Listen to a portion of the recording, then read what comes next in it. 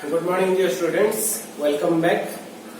So, in our last class, we have discussed about the various techniques of principles of management, techniques of scientific management.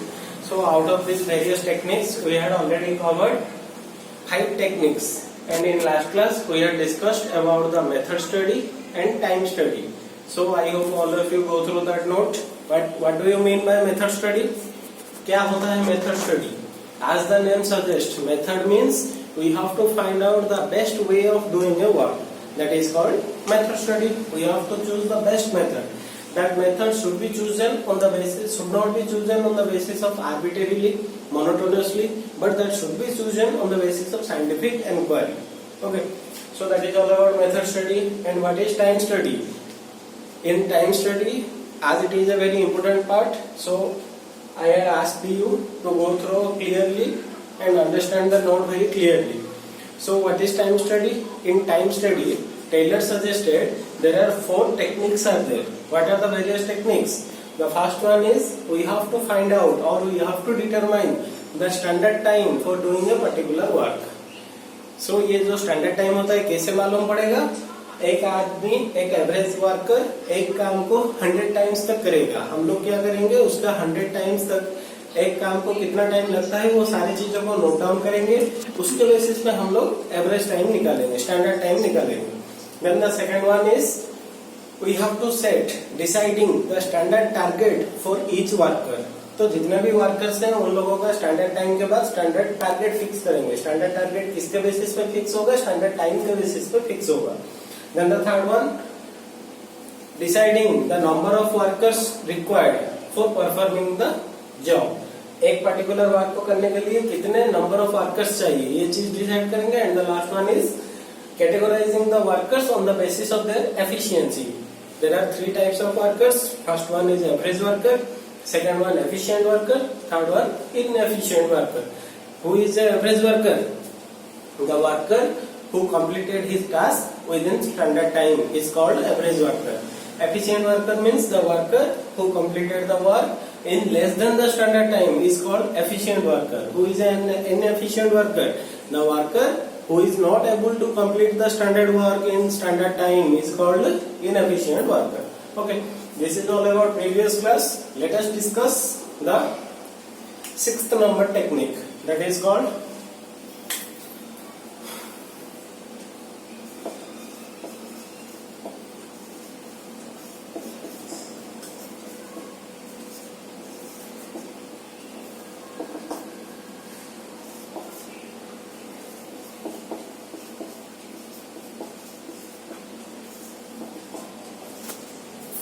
the 6th number technique that is called motion study. So here the thing is, the 4th one is method study, 5th one is time study, and the 6th one is called motion study. What do you mean by motion? Here the word motion reflect the movements. तो motion का मतलब क्या होता है? Movement होता है.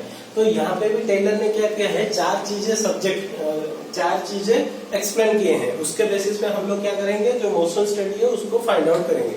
सो what are the various 4 things? The first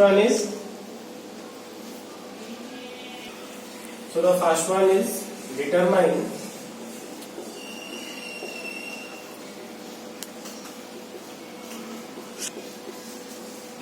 the movement of workers while on job. Then second one, determine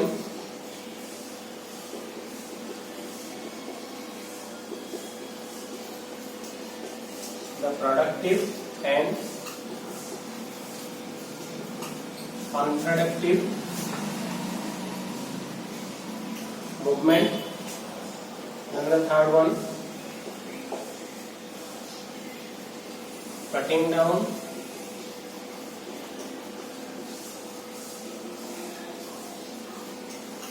unproductive movement. Then the 4th one,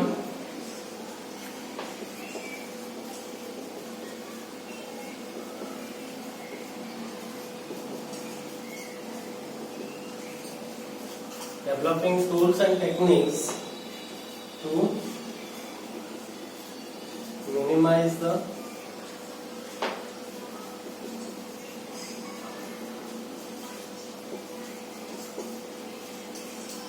unproductive movements. So here also, in case of motion study, also Taylor suggests there are 4 things which have to be watched. The first one is determine the movement of workers while they are on the job. तो जब भी एक employ को हम लोग काम देंगे, जब भी एक एम्प्लॉय काम कर रहा होता है, उसको हम लोग क्या करेंगे, वॉच करेंगे, उसको ऑब्जर्व करेंगे. किस चीज का ऑब्जर्व करेंगे? पहला पॉइंट में आ गया determine the movement of workers while on job. जब वो लोग अपना काम कर रहे होते हैं उस टाइम में हम लोग क्या करेंगे, we have to observe him. किस चीज का ऑब्जर्व करेंगे? सेकंड पॉइंट में बोला गया है determine the productive and unproductive movement. जब भी एक एम्प्लॉय, जैसे कि मोशन का मतलब क्या होता है, मोशन का मतलब यहाँ पे लिखा हमने क्या होता है, मोशन का मतलब मूवमेंट होता है. तो यहाँ पे जब भी हम लोग बात करेंगे, सेकंड पॉइंट में क्या बोला गया है, जो एम्प्लॉय को हम लोग ऑब्जर्व करेंगे उसका क्या ऑब्जर्व करेंगे, एक है प्रोडक्टिव मूवमेंट, दूसरा है अनप्रोडक्टिव मूवमेंट. प्रोडक्टिव का मतलब which are useful movements, the work which is perform by the employ that should be useful. Unproductive मतलब मीन्स यूजलेस वर्क, मीन्स जिसका कोई फ्रूटफुल ही नहीं है, इफेक्टिव नहीं है. जो इनएफिशिएंट वर्क है उसको हम लोग अनप्रोडक्टिव बोलते हैं, और जो एफिशिएंट मतलब फ्रूटफुल वर्क होगा उसको हम लोग प्रोडक्टिव बोलते हैं. So what we have to determine? We have to determine the productive work and unproductive work by the worker. Okay. So then the third one, cutting down the unproductive movement. जैसे कि मैंने बोला है, productive का मतलब क्या होता है, जो फ्रूटफुल होता है. अनप्रोडक्टिव का मतलब जो यूजलेस होता है, जो काम में कुछ बेनिफिट नहीं मिलता है ऑर्गेनाइजेशन को. तो किस चीज को हम लोग बाहर करेंगे, कटिंग डाउन किस चीज का करेंगे ना, जितने भी अनप्रोडक्टिव मूवमेंट है उसको क्या करेंगे, कट डाउन कर देंगे, उसको निकाल देंगे. जितने भी अनप्रोडक्टिव मूवमेंट है उसको बाहर करेंगे. Then the last one is developing tools and techniques to minimize the unproductive movement. कुछ हम टूल्स एंड टेक्निक्स का डेवलप करेंगे ताकि क्या होगा, जो जितने भी अनप्रोडक्टिव मूवमेंट है उसको मिनिमाइज कर दिया जाएगा. तो नॉर्मली क्या होता है, मोशन स्टडी में हम लोग देखेंगे कि जितना एक वर्कर जितना काम कर रहा है वहां पे उसका मूवमेंट कितना हो रहा है, वो कौन सा काम कर रहा है. जैसे कि we have to observe one worker while he is doing the particular job. So how many times he bends down, how many times he moved from one place to another place. तो जब एक आदमी काम कर रहा होता है उसको हम लोग ऑब्जर्व करेंगे, तो वो जितना भी काम कर रहा है उस टाइम में उसका कितना प्रोडक्टिवली काम हो रहा है, कितना अनप्रोडक्टिवली काम हो रहा है. तो जितना प्रोडक्टिवली काम हो रहा है वो तो ठीक है, जितना अनप्रोडक्टिवली काम हो रहा है, अनप्रोडक्टिव मूवमेंट जितना होगा उसको क्या करेंगे, we have to cut it down. तो उसको बाहर कर देंगे ताकि क्या रह जाएगा, ओनली प्रोडक्टिव मूवमेंट होना चाहिए. तो बेसिकली फोर्थ पॉइंट भी वही पॉइंट को बोला गया, developing tools and techniques so that the unproductive movement can be minimised. Okay. जैसे कि मतलब मान लो एक एग्जाम्पल है, सपोज एक एम्प्लॉय है, तो एम्प्लॉय क्या कर रहा है, प्रोडक्शन कर रहा है. तो उसका जो प्रोडक्शन का मशीन ऐसे एक टेबल के ऊपर रखा गया है, टेबल के ऊपर उसका मशीन है, बट उसका जो रॉ मटेरियल यूज हो रहा है, रॉ मटेरियल कहाँ पे है, नीचे है, डाउन में, ग्राउंड फ्लोर में है. तो वो क्या कर रहा है, हर बार क्या कर रहा है, एवरी 10 मिनट्स में वो नीचे से माल को उठा के लाके मशीन में डाल रहा है. तो ये जो मतलब काम वो कर रहा है उसमें क्या हो रहा है, उसका फैटिग बढ़ रहा है. फैटिग मतलब वो ज्यादा टायर्डनेस होगा, क्योंकि एवरी 10 मिनट्स में वो बेंड डाउन हो रहा है.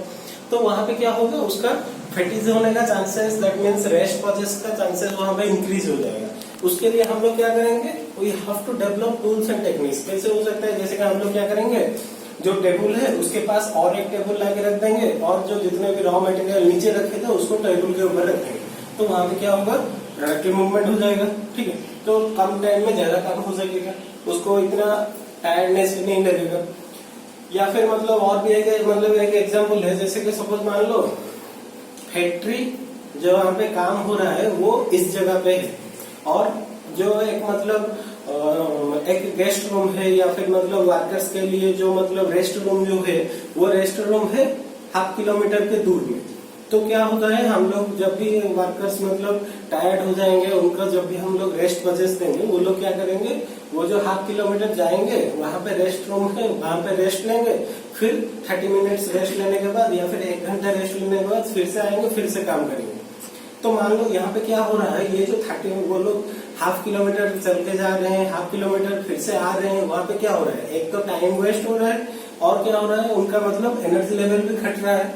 तो इसका सोल्यूशन क्या हो सकता है, अगर हम लोग जो रेस्ट रूम है उसको लाके हमारे ऑफिस के रूम के मतलब प्रोडक्शन रूम के पास रख देंगे, तो क्या होगा, काम इजीली हो पाएगा, ज्यादा टायर्डनेस भी नहीं रहेगा। तो ये हो रहा है क्या, प्रोडक्टिव मूवमेंट, अनप्रोडक्टिव मूवमेंट। जितने प्रोडक्टिव मूवमेंट है वो रहेगा, जितना अनप्रोडक्टिव मूवमेंट है उसको हम लोग कट डाउन कर देंगे, बाहर कर देंगे, ताकि क्या होगा, काम अच्छे से हो पाएगा। ये हो रहा है मोशन स्टडी, ठीक है। Then let's discuss about the next technique. So let us discuss the next one.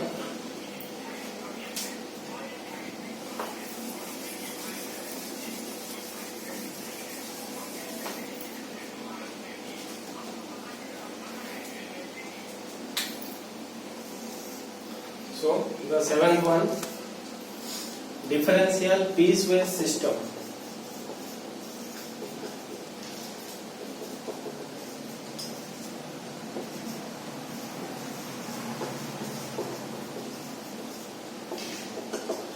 So as the name suggests, the seventh technique which is given by F.W. Taylor is differential piecewise system. Okay. So what does it mean? Wages मतलब क्या होता है, जो हम लोग बोलते हैं salary या फिर मतलब जैसे डेली लेबर्स को देते हैं हम लोग वेजेस। तो वेजेस जो होता है वो क्या होता है, डिफरेंटली होना चाहिए। डिफरेंस मतलब डिफरेंशियल, डिफरेंट वेजेस होना चाहिए फॉर एवरी एम्प्लॉय, ठीक है। So here Taylor suggested in every organization there are 3 types of employees are there. First one हो गए average employee, then हो गया efficient employee,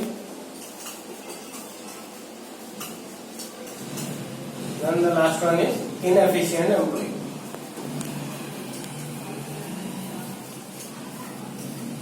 So यहाँ पे क्या होना चाहिए, एवरी ऑर्गेनाइजेशन में एक एवरेज सैलरी एक एवरेज एम्प्लॉय के लिए फिक्स होना चाहिए। मान लो कि एक एवरेज एम्प्लॉय है, उसका एक सैलरी फिक्स हो गया, लेकिन जो एफिशिएंट एंड इनएफिशिएंट दोनों तरह के जो एम्प्लॉय है, एफिशिएंट मतलब जो एम्प्लॉय ठीक काम कर रहा है, completed the task in less than the standard time is called efficient employ.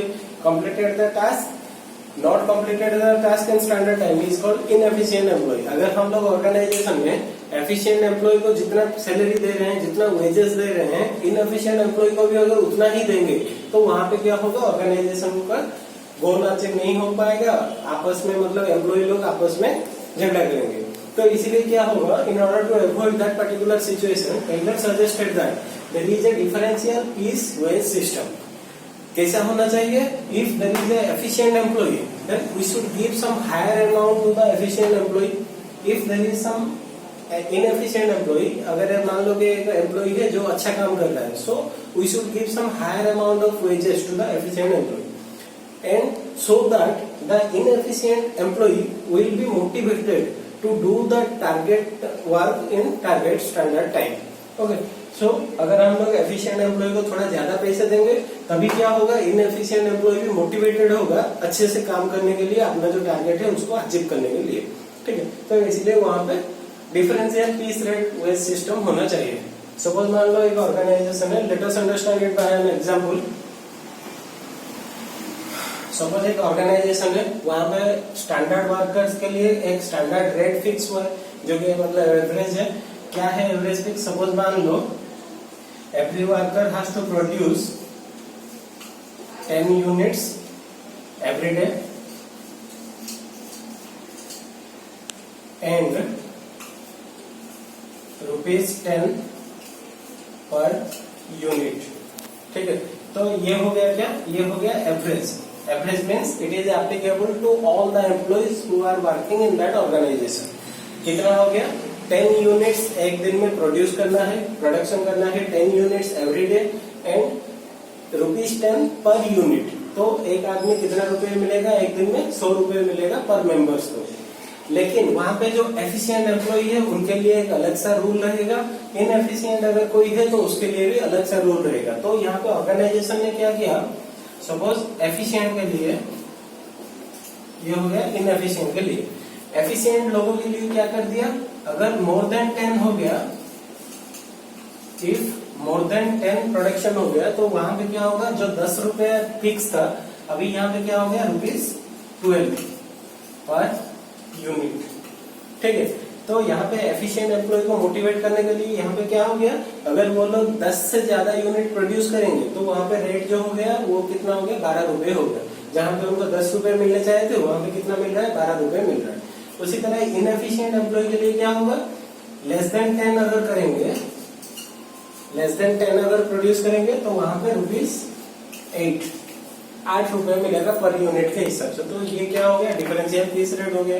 तो ये चीज को टेलर ने सजेस्ट किया है। टेलर ने suggested in every organization differential piece rate system should be applicable. Differential piece rate system means the amount which is given to the efficient worker should not be matched with the amount given to the inefficient worker. The efficient worker should get a higher amount of salary as compared to the inefficient workers, so that the inefficient workers will be motivated to do their work in right time. Okay.